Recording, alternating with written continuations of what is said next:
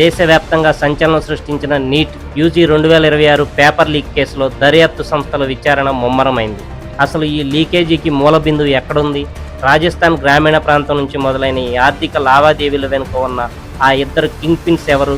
CBI వేటలో చిక్కిన ఆ సోదరుల కథా కమేమిషి ఏంటో ఇప్పుడు చూద్దాం. వీడియోని తప్పకుండా లైక్ చేయండి. మరిన్ని అప్డేట్స్ కోసం సబ్స్క్రైబ్ చేసుకోండి. లైక్ చేయడం వల్ల మరింత మందికి ఇన్ఫర్మేషన్ చేరుతుంది. వివరాల్లోకి వెళ్దాం.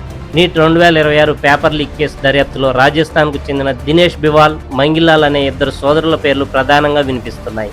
వ్యవసాయ నేపథ్యం నుంచి వచ్చి రియల్ ఎస్టేట్ వ్యాపారులుగా మారిన ఈ సోదరులే ఈ లీకేజ్ నెట్వర్క్లో కీలక పాత్ర పోషించినట్లు సిబిఐ గుర్తించింది.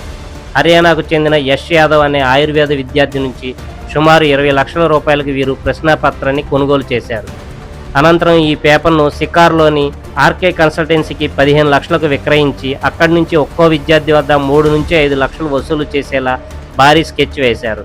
ఈ వ్యవహారం అంతా ఒక ఇన్ఫార్మర్ ద్వారా ఎన్టీఏ దృష్టికి వెళ్లడంతో అసలు గుట్టు రట్టయింది. దర్యాప్తులో భాగంగా సిబిఐ ఇప్పటి వరకు జైపూర్, గురుగ్రామ్, నాసిక్ ప్రాంతాల్లో 5గురిని అరెస్ట్ చేసింది. మరోవైపు పదే పదే జరుగుతున్న ఈ లీకేజీల వల్ల ఎన్టీఏ విశ్వసనీయత ప్రశ్నార్థకంగా మారింది. కేంద్ర విద్యాశాఖ మంత్రి రాజీనామా చేయాలని, ఎన్టీఏపై నిషేధం విధించాలని డిమాండ్ చేస్తూ దేశవ్యాప్తంగా విద్యార్థి సంఘాలు బగ్గుమంటున్నాయి. అటు సుప్రీంకోర్టులో కూడా ఫైమా పిటిషన్ దాఖలు చేయడంతో ఈ కేసు మరింత కీలకంగా మారింది. లక్షలాది మంది విద్యార్థుల కష్టాన్ని నీరుగారుస్తున్న ఈ లీక్ వీరులకు కఠిన శిక్ష పడాల్సిందేనని బాధితులు డిమాండ్ చేస్తున్నారు.